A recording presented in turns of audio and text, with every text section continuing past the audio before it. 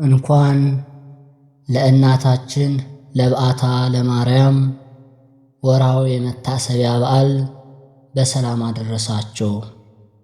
የልዑል እግዚአብሔር ቤተሰቦች፣ የቅድስት ድንግል ማርያም የአስራት ያደራ የበኩራት ልጆች፣ የቅዱሳን ወዳጆች፣ ከዚህ በመቀጠል ስለ እናታችን ቅድስት በዓታ ለማርያም ይህን እናሰማለን። ንጽሕተ ንጹሐን ቅድስተ ቅዱሳን ከተመረጡ የተመረጠች ከተለዩ የተለየች ከተከበሩ የተከበረች እመቤታችን ቅድስት ድንግል ማርያም ከእናቷ ከቅድስት ሐናና ከአባቷ ቅዱስ ኢያቄም በእግዚአብሔር ፈቃድ በተወለደችበት ግንቦት 1 ቀን ጀምሮ በወላጆቿ ቤት ለ3 ዓመት ከኖረች በኋላ ወደ ቤተ መቅደስ የገባችበት ታኅሳስ 3 ቀን በመሆኑ ወር በገባ በ3 በዓታ ለማርያም ቅድስት ቤተ ክርስቲያናችን ወርሃዊ መታሰቢያ በዓሏ ነው። በእግዚአብሔር ፊት የተወደዱ በምግባር በሃይማኖት ጸንተው ይኖሩ የነበሩ የእመቤታችን ቅድመ አያቶች ጴጥርቃና ቴግታ ይቀራቸው የማይባሉ ባለጸጎች፣ የሀብታቸው ብዛት ስፍር ቁጥር አልነበረውም። ከዕለታት በአንደኛው ቀን ቴግታ ወደ ቤተ መዛግብቱ ገብቶ የገንዘቡን ብዛት ሲያይ እኔ መካን አንቺም መካን ይህን ሁሉ ገንዘብ ለማን ይሆናል አላት። እግዚአብሔር ከኔ ልጅ ባይሰጥህ ሌላ ገብተህ ትወልድ ዘንድ ፈቅጄልሃለሁ አለችው። ይህ እንዳላደርገው አምላክ እስራኤል ያውቃል አላት። በዚሁ እያዘኑ ሳለ ወዲያው ራእይ ታያቸው። ነጭ እንቦሳ ከበረታቸው ስትወጣ እንቦሳይቱ እንቦሳ እየወለደች እስከ 6 ስትደርስ 6ኛይቱ ጨረቃ ፀሐይን ስትወልድ አይተው በሀገራቸው ወደ ነበረው ሕልም ፈች ሄደው ነገሩት። በእግዚአብሔር መንፈስ የተቃኘው ሕልም ፈችም ደግ ልጅ ትወልዳላችሁ፣ ጨረቃይቱ ከፍጡራን በላይ የምትወልጅ ነች፣ የፀሐዩ ነገር ግን አልተገለጸልኝም አላቸው። እነሱም ይህንን ጊዜ ይፍታው ብለው ወደ ቤታቸው ሄዱ። ከዚህ በኋላ ጴጥርቃ ጸነሰች፣ ወለደች። ሄኤሜን አለቻት። ሄኤሜን ዴርዴን፣ ዴርዴ ቶናን፣ ቶና ሲካርን፣ ሲካር ሄርሜላን፣ ሄርሜላ ሐናን ወለደች። ሐና ማለት በሃይማኖት በምግባር የጸናች በንጽሕና በቅድስና የተሸለመች ቡሩክት ክብርት ደግ ፍጥረት ማለት ነው። ይህችን በምግባር በሃይማኖት ተኮትኩታ ያደገች ሴት አካለ መጠን ስትደርስ ከቤተ ይሁዳ ለሆነው ኢያቄም ለሚባል ደግ ሰው አጋቧት።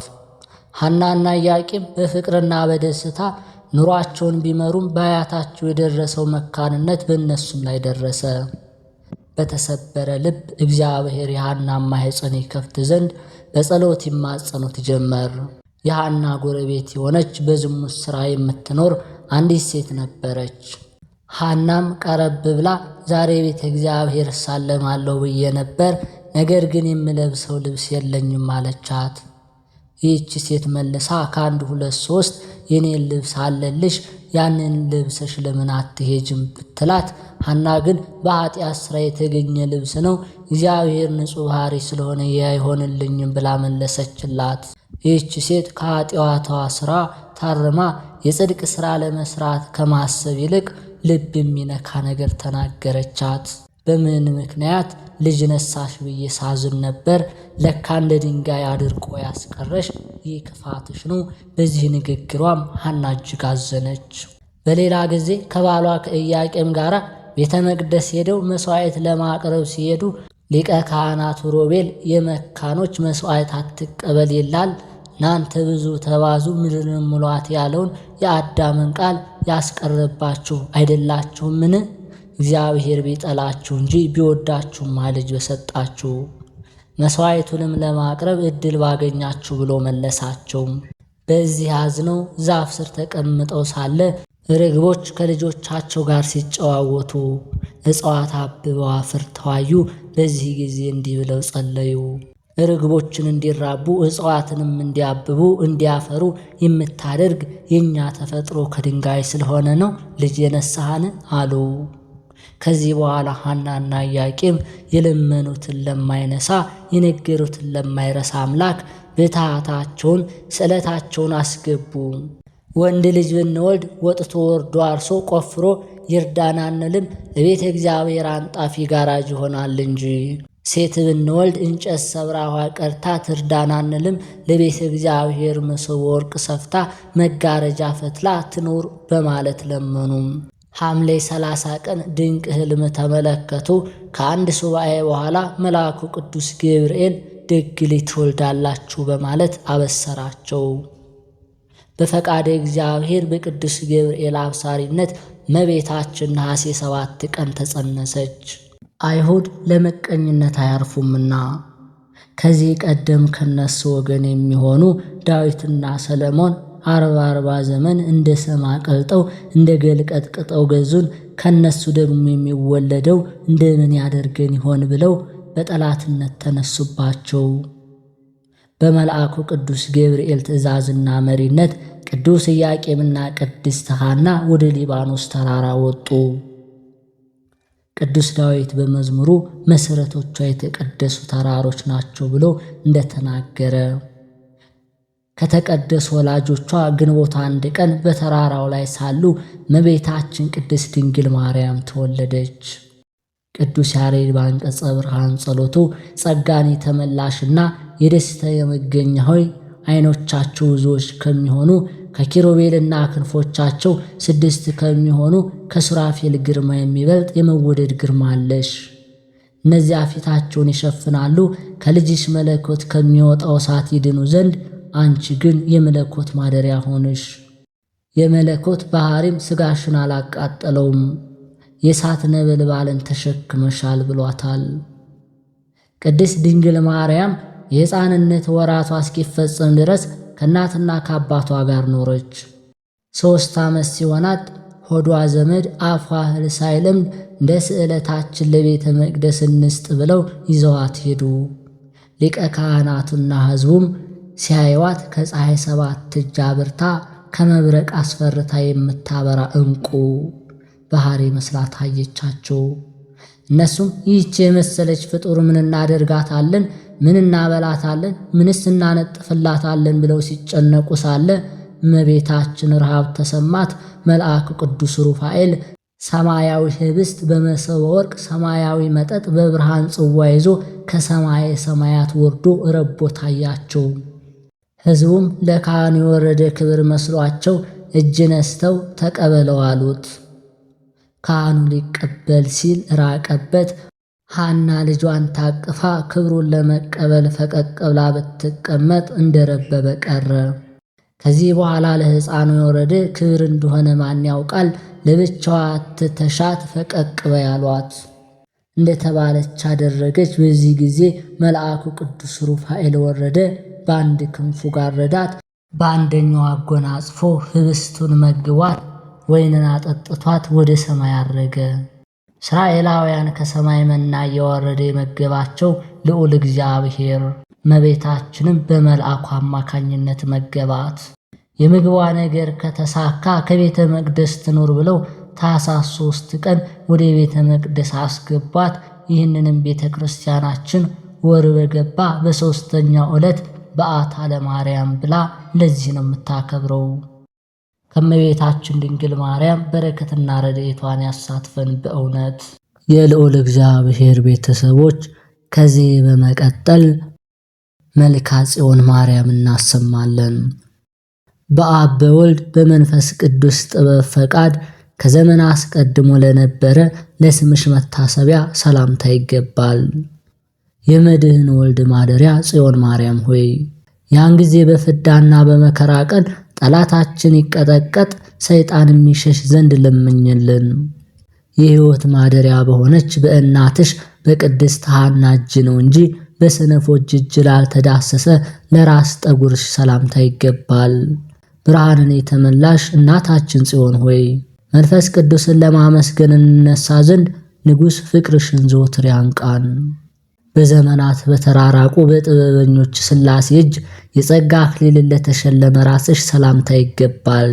ምስጋናሽ የተዘጋጀ የአማናዊ ቃል ማደሪያ ጽዮን ሆይ ሕይወታችን ጨልሟልና በከንቱም አልፏልና ከሰማይ የፈሰሰ ብርሃንሽን አብሪልን።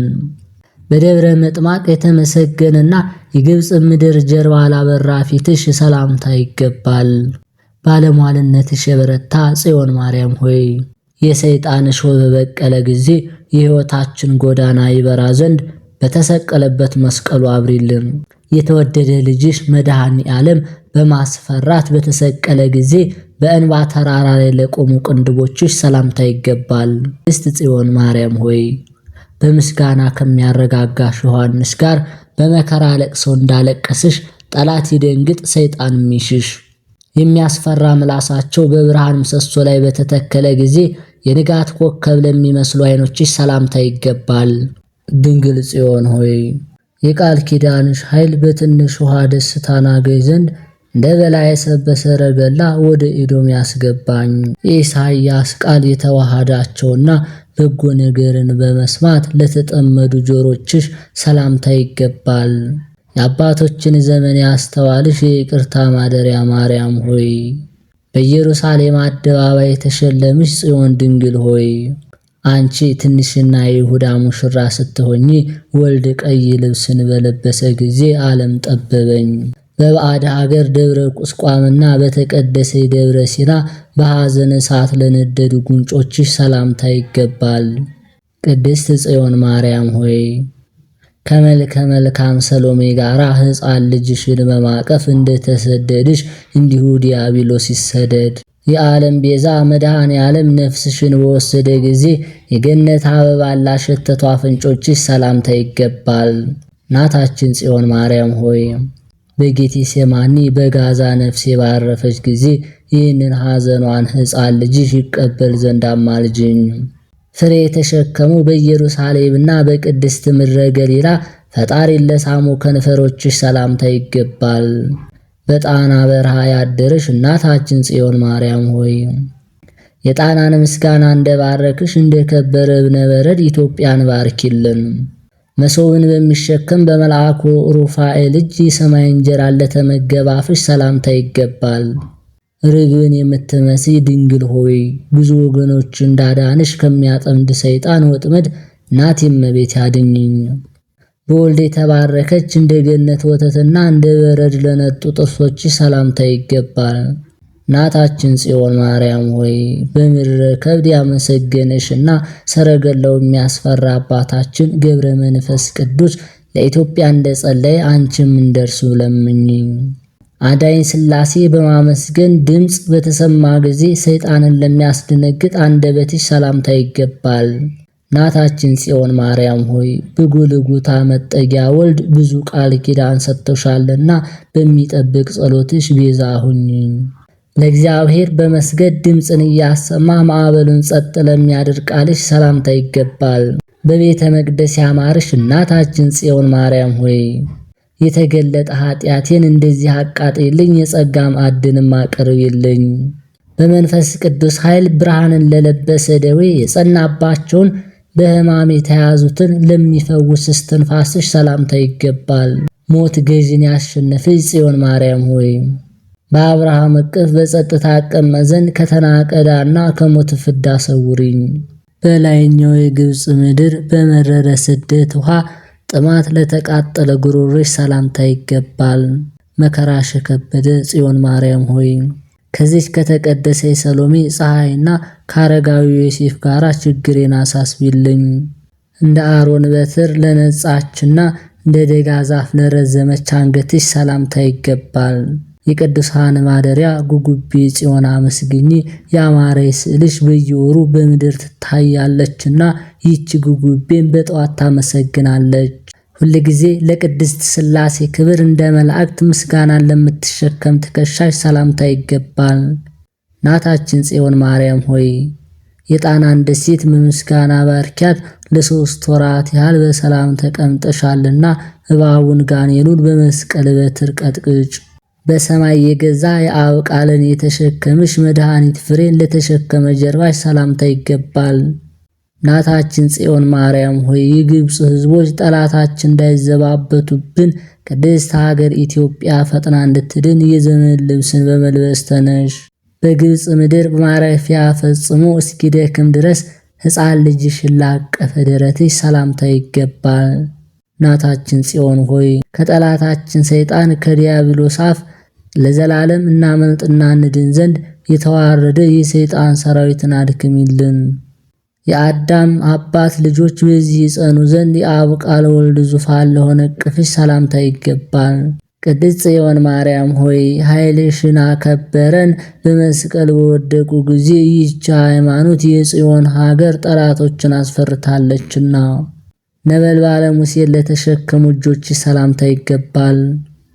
በምድር የብርሃን ማደሪያ ጽዮን ማርያም ሆይ የሳራ ባለቤት ወደ ከነዓን እንደተሰደደ የጨለማ ዓለም ከኛ ይርቅ ዘንድ ጽዮን ሆይ ይህን ጨለማ ርቂልን። በቅዱስ ገብርኤልና በቀደሙ ነቢያት አንደበት በአንድነት ከሰማይ የተናገረ የዓለም ሁሉ መድኃኒት ታላቅ ምስጢርን ለተሸከመ መከንጃሽ ሰላምታ ይገባል። ቅድስት ማርያም ሆይ በምድር ረፍትሽ ጊዜ ታውፋንያ በበደለ ጊዜ የተቆረጠ እጁን በምህረት መለሽለት። የዓለም መድኃኒት የበኩር ልጅሽ በመስቀሉ ኃይል ጠላትና ሰይጣንን ለሚቀጠቅጥ ክርንሽ ሰላምታ ይገባል። እንደ ብዙ ሰነፎች ወይም እንደ ስለጳድ ስንፍና ላለመደ ጎንሽ ሰላምታ ይገባል።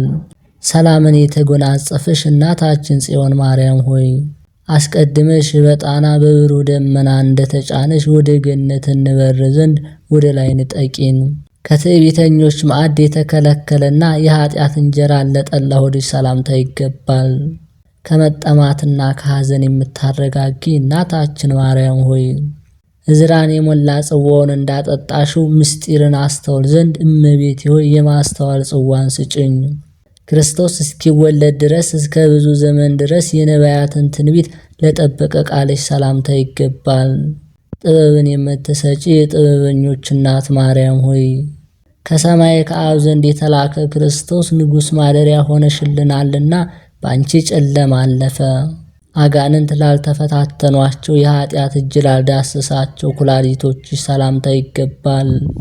የሰማዕታት መመኪያ ጽዮን ማርያም ሆይ ትሑት ኤፍሬም እንደባረክሽው በተቀደሰች መስቀልሽ ቅድስት ሆይ መጥተሽ ባርኪኝ። እንደ ቅዱስ ጳውሎስ በንስሐ በተመለሰ ጊዜ የኃጢአተኞችን ምሕረት ለሚያስብ ሕሊናሽ ሰላምታ ይገባል። እናታችን ማርያም ሆይ ከገዳይ ሰይጣን በጸጋሽ ታድኚ ዘንድ ቃል ኪዳንሽ ብቻ ነውና ወደ ልጅሽ ለምኝልኝ። የፍጥረትን ሁሉ ምግብ ላዘጋጀና ርኅራኄን ለሰበሰበ አንጀትሽ ሰላምታ ይገባል። ጥበብን የተጎናጸፍሽ ማርያም ሆይ ጊዮርጊስን የተወደደ ጸሎቱ እንደሰማሹ በከፋ የረሃብ ዘመን እንሆ ጸሎቴን ስሚልኝ። እንደ መብረቅ ለሚያበራና እንደ ወርቅ ንጹሕ ለሆነ ወድቃሽ ሰላምታ ይገባል። በእውነት የድሃ ምግብ ማርያም ሆይ በክፉ ዘመን ሕይወቴ ቆመዋልና በመስቀል በትር ጠላቶችን ቀጥቅጪ፣ በጥቂትም ዝም አትበይ። 10 ቃላት በውስጣቸው ታትመዋልና በሰይጣን ፈተና ላልደከሙ ወድቃዎችሽ ሰላምታ ይገባል። ክብርንና ግርማን የለበስሽ አብ ቃል ማደሪያ ማርያም ሆይ ሙሴ በሲና ከሰማይ በተቀበለሽ ጊዜ እስከ ጠላት ሐማ ድረስ መንገዱን አቀናሽ፣ እንደከበረ ወርቅም ርስቱን አወረስሽ። የሰማይ ልብስን ተሸልሞ እጅግ ለከበረ በሆድ መካከል ላለን ብርትሽ ሰላምታ ይገባል። በክህደት የተማረከውን በኃይል ነፃ የምታወጭ ማርያም ሆይ ፍቅርሽን ባሰብኩ ጊዜ የኃጢአት ምርኮኛን ወደ ሃይማኖት መልሽልኝ። የሚላክ መልአክም ወደ እኔ ይምጡ። የተቀደሰ የአብ ቃል በውስጡ አድሯልና የመንፈስ ቅዱስ ኃይልን ለለበሰ ማኅፀንሽ ሰላምታ ይገባል። ስምሽ ባለሟል የሆነ ማርያም ከካልአ ፍጥረት ጋር ትውልድ ሁሉ ያመሰግኑሻል። ወርቅ ስምሽ የተቀደሰ ሆኗልና የጽሞናን ሥርዓት ነገር ለቅዱሳን ያሳይ ዘንድ ምናኔን ለታጠቀ ወገብሽ ሰላምታ ይገባል። እናቴ ጽዮን ሆይ በሚያድን ቃልሽ በሕይወት የምጠብቅህ እናትህ እያለሁልህ በጠላት አትሸነፍም፣ መከራም የለም በይኝ። በጽናቱ ለማይሸነፍና በከንቱ ለማይሰበር ወገብሽ ሰላምታ ይገባል። የዓለም ሐሳብ የሌለብሽ ማርያም ሆይ ቅዱስ ሙሴ በትከሻው እንደተሸከመች ሰው ሁሉ ታቦትን ይሸከማል። ዓለም ከመፈጠሩ አስቀድሞ በሥላሴ ልብ የተለዩ የክርስቶስ ዙፋን ለሆኑ ጭኖችሽ ሰላምታ ይገባል። ከእናታችን ከቅድስት በዓታ ለማርያም በረከትና ረድኤቷን ያሳትፈን፣ በእውነት ለወሯ የሚያደርስ